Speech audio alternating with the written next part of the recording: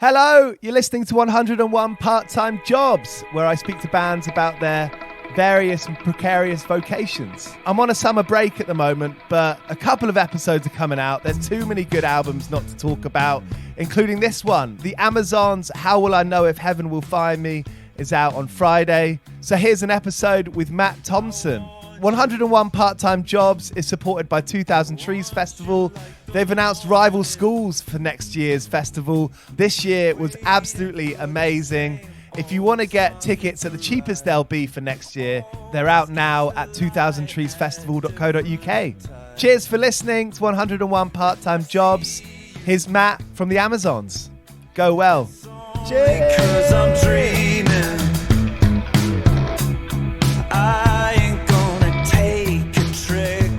What's your story there with, making it work outside of the band, on a personal level? I had a few jobs, and so it's funny that we're having this conversation now because a lot of it's kind of come full circle in the last few months. In that one of my first ever jobs out of school was just volunteering at Oxfam Music in Reading. That just came at a time where we'd been a band for a while, called Peers, and we kind of had a brush with the industry and like a brush with the kind of mechanics of how the industry worked, in that we had an agent and we had management, and we did play some shows, and we had A&R scouts kind of snooping around, and we would put on little showcases and play them sets, and it would be like a revolving door of A&Rs and stuff. Consequently, we actually met our current label in that process as well, and kind of kept in contact over the years. But that band fizzled out because it was too much too soon, not in terms of like, any sort of success to deal with or anything. It was just like to have a team built around us when we didn't truly know what the hell we were doing. And we really didn't. And it was just such a learning process. And we really hadn't had, it all boils down to the music. And if you can't produce the music to a standard, like regularly for your own self, then it's going to fizzle out, and and we were pretty concerned about, going out on the weekend and playing FIFA and not taking the opportunity by the horns, really. So that fizzled out, and we just kind of had we had to do something. We'd left school, I'd done sixth form, we'd done this kind of like 6-month period after sixth form of like, right, we're going to make it, we're not going to go to university, we're going to do this. And that didn't work out, so we just kind of had to fill our time. So I did a couple of jobs, really. I as I said, I volunteered at Oxfam Music, and that was really awesome in that it was a kind of like creative reset, because I wasn't making any music at the time, but I was in a place where I was encouraged to just pick any CD out and anything that I fancied, and I'd put it on the stereo whilst we were working. And I discovered so much stuff, like stuff that I was aware of, but I'd never actually listened to properly. Radiohead, OK Computer, I listened to that. And classic. Iggy Pop, loads of stuff, like, some blues stuff, but also like classical, just because after a while, you just like, it was this like physical musical library shop thing that I could kind of get my teeth into. Yeah. And it's funny that, I brought this up because we just played like an impromptu acoustic gig there as like almost a little dress rehearsal for our in-store tour that we're going to do on like record release week at Oxfam Music in Reading. Yes. Great. We announced it the day before, and me and Chris turned up, my guitarist, and it was acoustic guitars and no amplification or anything like that. He had a mandolin, and cool. We played a set, and it was absolutely packed. It was so sweaty, you would not believe. How did it feel being back in that room, that you'd spent quite a few hours in before? Like no time had changed. Like it was exactly the same. I'm sure that there still was the same, like, like limited edition of like No, like first pressing of Help behind the counter. Do you know what I mean? Like the kind of like first pressings behind. So yeah, it was cool, man. It was the same guy kind of running the place, and he vaguely remembered me. And I did this story before Jumping Through Forever of like I accidentally missed a shift because we were recording a demo of a song called Jump Through Forever on our at Chris's house, and like night fell, and I was like, oh my god, I actually had a shift today. Shit. Okay, but then we were like, but this song's so good. Fuck, who cares? Whatever. But no, not who cares. But I was like so guilty. There was some real characters I met there, like working with, and you'd get regulars in, and all they wanted to talk about would be like live bootlegs of The Fall. It's like the best time you could ever hear The Fall is this like bootleg that only 5 people have from the late 90s. Do you know what I mean? Like that kind of fan base. Or like the best Grateful Dead album ever is some impromptu performance they did on a pavilion in wherever in 1982. Do you know what I mean? Yeah. Love that kind of sort of fandom. Yeah, it's awesome. And it was just cool to be just, I don't know, just exposed to just all these different kinds of people who would be regulars at the Oxfam Reading. And for good reason, because we stocked some great stuff. It was definitely one of the best vintage like record stores in town. I think a big part about surviving, outside of the practice room or studio or on tour, is finding the time not only to write, but finding the time to discover new music or old music. You read about Odd Future and a lot of these boundary pushing artists who are crate digging, every day, and maybe for sampling, but also for education. It seems like such a vital thing that you need time to discover music that you like in order to find that inspiration and to find those ideas. It sounds like you had time for that at Oxfam Music in Reading.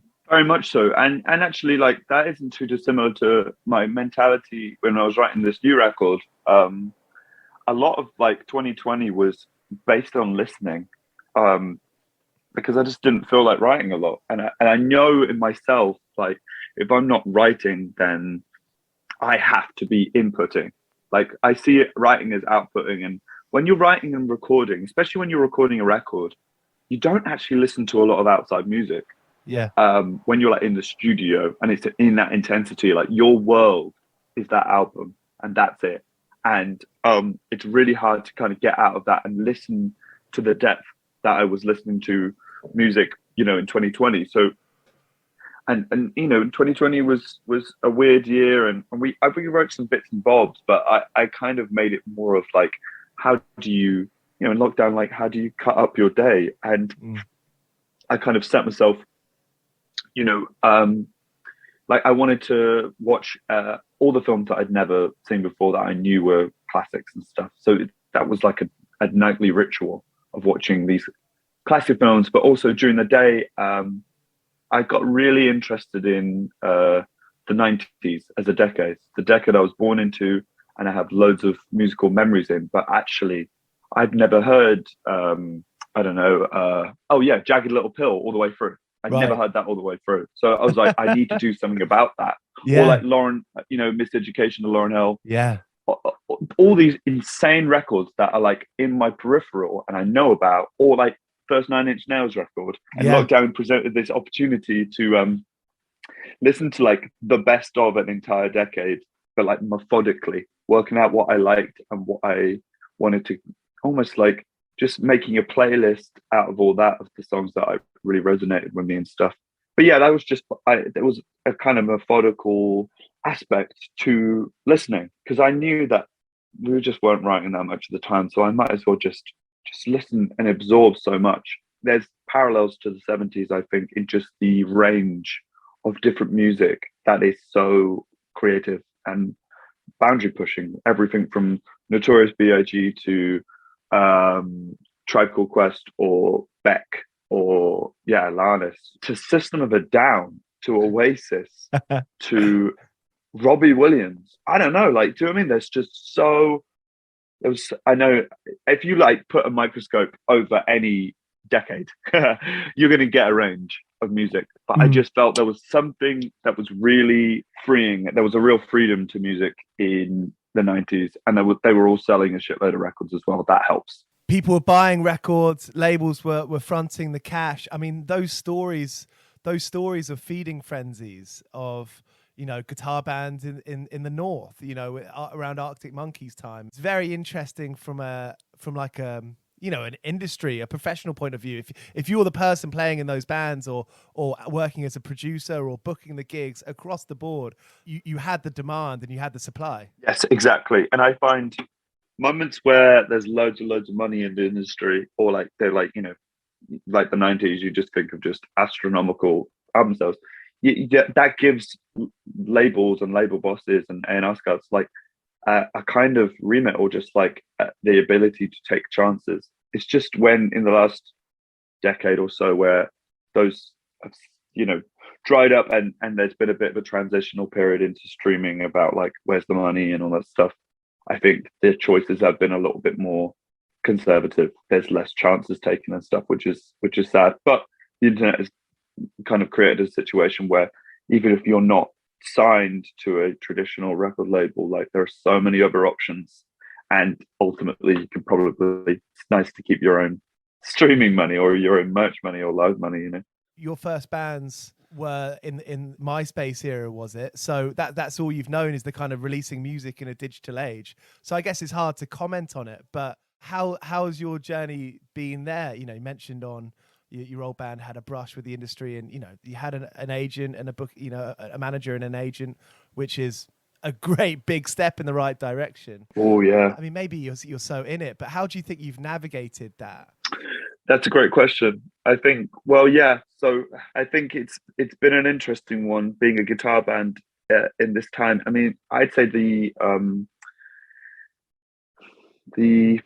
landscape, even since our first record, you know, in 2017, it has like changed so much, and we've, you know, you just have to adapt to different ways of, you know, a literal different platforms emerging, and learning how to use them as and trying to make it work for you, really. But I guess, like, going back to, you know, the band that kind of fizzled out, and moving on from that, we really we had kind of like almost like a plateaus, like doldrums period. Yeah. When we were kind of we didn't have a name or anything like that, but we were just still making music. And actually songs like Black Magic were kind of written around that time, before there was even a band. Or like written is such a like a final word. It was just like we started it, if you know what I mean. There was no pressure then. Oof, yeah. I mean, yeah, exactly. There's no pressure that you're putting on yourselves. No one else is putting any time frames on you. There's no like fan base for you to play to. Like there's no one to appease or to piss off or anything like that. So that's a really freeing time. But like it's easy to rose tinted lenses with that time. But actually, I think of that time as kind of my first brushes with kind of poor mental health, essentially. I was working in a supermarket with our bassist, Waitrose, and yes, our bassist is called Waitrose, sorry. Our bassist, Elliot, and we were working at Waitrose, and my job was to like basically I had like a little gun thing, and it had a little like screen on it with people's like online orders, and then I would like go around with this big trolley, and then I would like load it into Elliot's van, and Elliot would go off into, I mean, this is Waitrose in Reading, so we were right at the foot of like right on the outskirts of town, essentially, and then it's just like hamlets and villages, so it would just be like the old people of Berkshire in their villages being delivered to by Elliot, and we were putting demo CDs into people's shopping, into the baskets. No way. So you put CD demos in the shopping for Waitrose customers in Reading. That's fantastic. Yeah, we feel like there must be like this hidden fan base in the villages of Berkshire of like a certain age, if they're still around, to be fair, that just kind of played that three song demo CD. But yeah, we made it work. Like we kind of passed the time, and it wasn't actually a bad place to work at all. It was like, you get good perks, and like, there we were so many people our age working it, like who'd come to Reading University, so it was like a kind of weekend job thing. Obviously, it was a little bit more like during the week when we worked weekdays and stuff. There was less people our age. Well, you're a shareholder at Waitrose. I work there myself. And right, a fellow partner. Fantastic. all of my friends work there in our small suburban town. And you know what? Yes. The perks are pretty good. I don't know any other part-time job that you get a Christmas bonus. Got my first iPod with that. And and the Christmas parties were a riot because everyone had a +1. So if half of our mates worked there, then we'd invite the other half of our mates and we'd fucking wreck up the Christmas party. It was wicked. That's incredible. We didn't have +1s. That sucks. But we had fun with, like, it was cool. It was a fun one. It was definitely like the old people and the young people separated, I felt. It's a posh ass place. It is, yeah. It is. But it was out of all those kind of jobs, it was the best one. And HMV weren't hiring. I tried. That was what I wanted to do, because I wanted to go from Oxfam to selling at HMV or even out, apply for like Top Man and places like that. But no one was biting at the time. Between that, actually, that was also kind of weirdly, it was a kind of posh place. It was this pub called the Pot Kiln in Yattendon. No, it sounds fancy. It was interesting, but the demographic are very interesting. Like, I saw some old dude like drive past with a tank one day down this country road, like just like eccentric characters who have just been out in the country for way too long, or have always been in the country. Going beyond boat shoes and cardigans. Yes, next exactly. level. There was a lot of just like Ralph Lauren people, and all that, just like everyone wearing those kind of shirts. It was an interesting place to work. That was my first serious job. I got it through a kid at my school when we hit 18, and I was in charge of doing serving bar food. Right. There was like a restaurant, there was a pub, but there was also bar food, and I was shit. I was bad. Like, I was really bad. But I also don't feel like we were equipped with like the best tools. For example, we basically would serve everything on like planks of wood. Just like moody planks of wood, and which is fine. But when you're like serving a Scotch egg, you can see where the problem is there. Like, and there was a moment. It was like a really busy shift, and I was kind of done with everything. But I walked out of the kind of kitchen area through the restaurant and going outside, and the Scotch egg fell on the floor. And everyone looked, and I was like, "Oh my god!" So, hey, have you seen We Want Plates on Instagram? No, I haven't. Give that a follow, because it's all posts of food places where they just give you food on anything but a plate. Perfect. On all types of different shit. What's wrong with these places? It's I don't know what they're trying to do, but it was not helpful at Drinks all. in a jam jar. Scotch egg. Yeah, exactly. I put the Scotch egg back on the plank, walked back into the back room where some of the bar food was prepared. And the one thing you don't want to do is go back to the kitchen and talk to the chefs. You don't. As like a 17, 18-year-old kid, you don't want to do that, because they're like ferocious dragons in that kitchen, and all nice dudes when they're out, lovely dudes when they're out of the kitchen. But as soon as they're in, it's like ferocious, vicious, crazy people. So I was never going to go back and ask for another one. So I waited a couple minutes, brushed off the Scotch egg, put it back on the plank, and walked it out again. It's good for your immune system, right? A bit of floored air. Exactly. Oh, it was only like, it wasn't, there was like no, it didn't get like dirty or anything like that. I just gave it a little brush. Whatever. Yeah. I'm sure people do worse things at restaurants.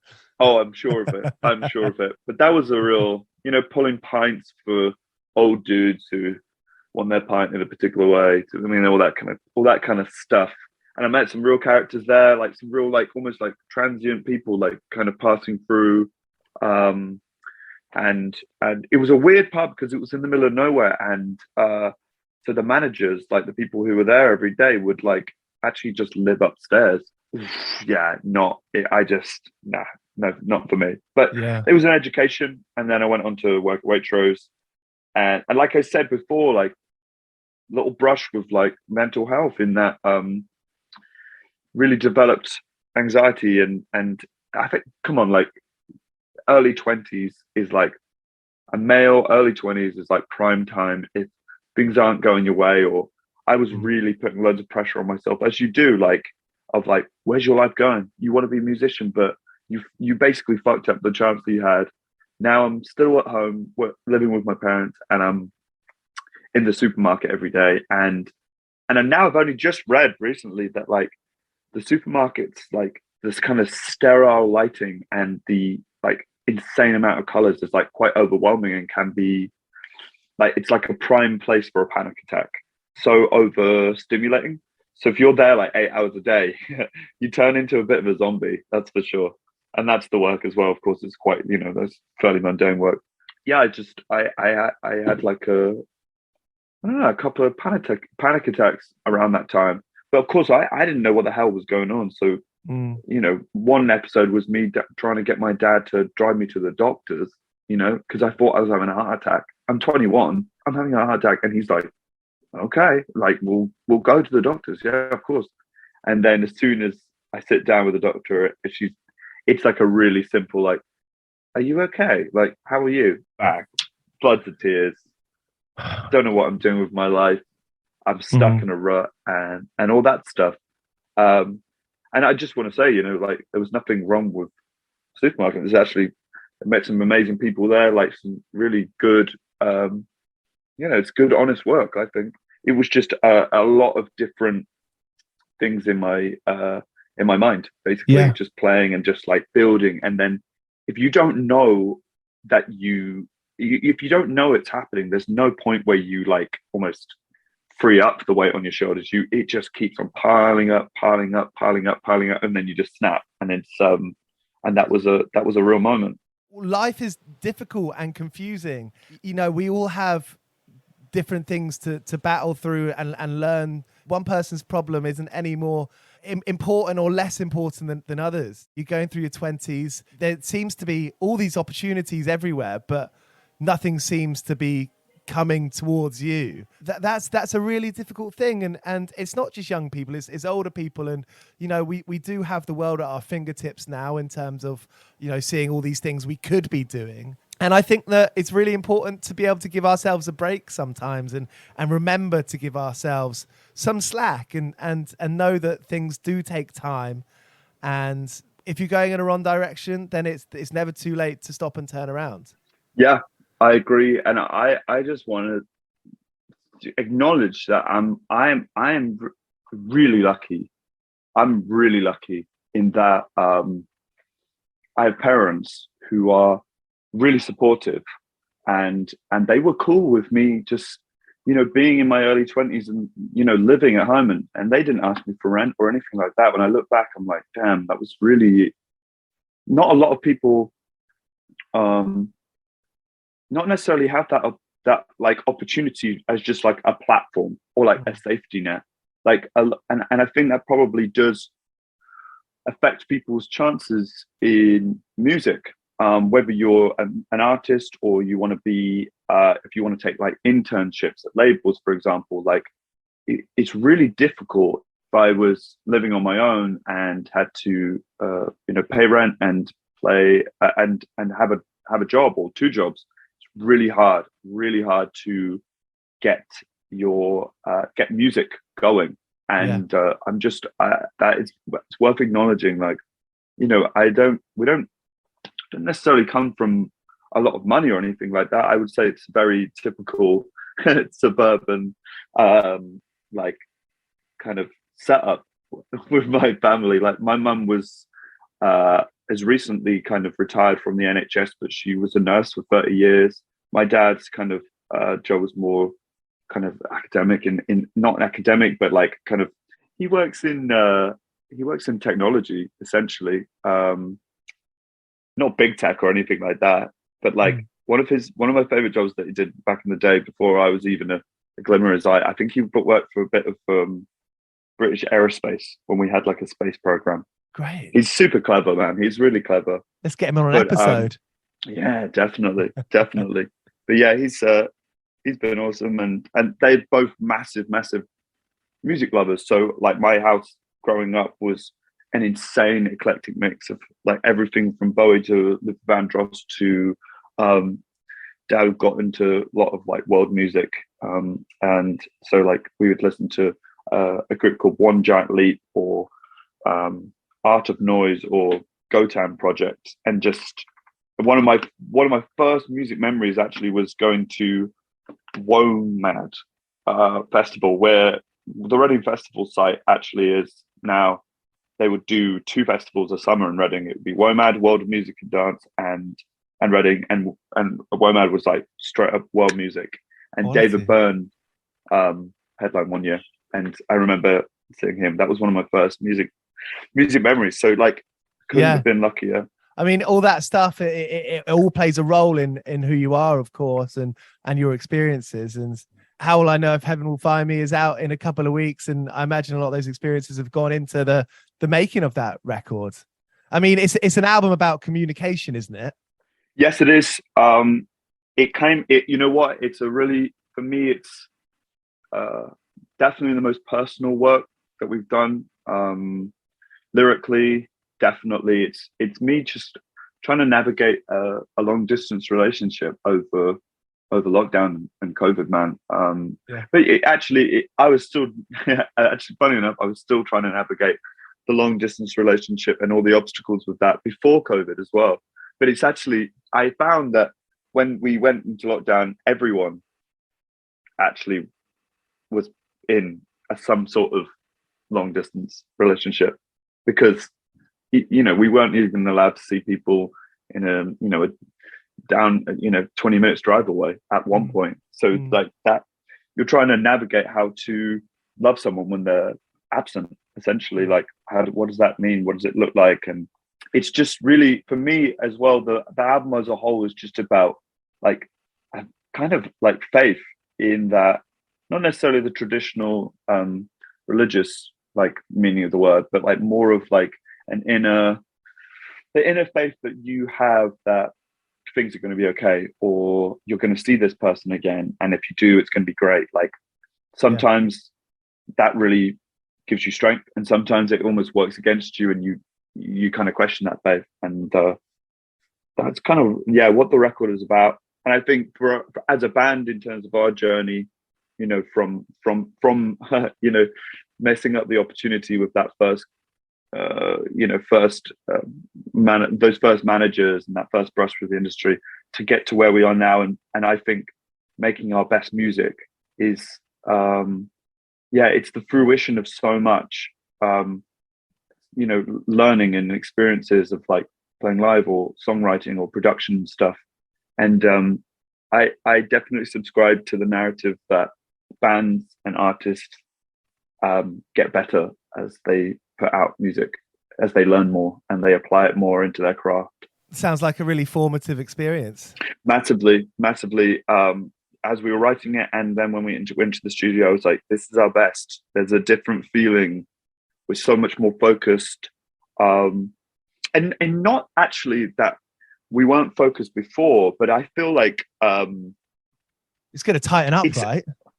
You're going to get to know each other better and see your direction, see the road in front of you. I feel like, to throw like a football analogy in, you could get the same group of 11 players on the pitch, like, and give them one plan. If it's like a super vague plan, they'll do the best of their abilities. But if you make a plan, like a game plan or like tactics that really suit who they are, and there's like an idea and a sense of identity of who they are and how they play and what their strengths are and stuff, then they'll be a better team, if you know what I mean. I don't know, Klopp's, first season as Liverpool compared to his third season with Liverpool, like they were a far better team then. Do you know what I mean? Sometimes life has a way. Yes, I agree. And the stars align on stuff. It's up to us to see it, try and be perceptive. And recognize it when it's happened. Well, mate, that's the story with this record, man. Thank you so much for having me. So there he was, Matt Thomson from the Amazons. How Will I Know If Heaven Will Find Me is out this Friday.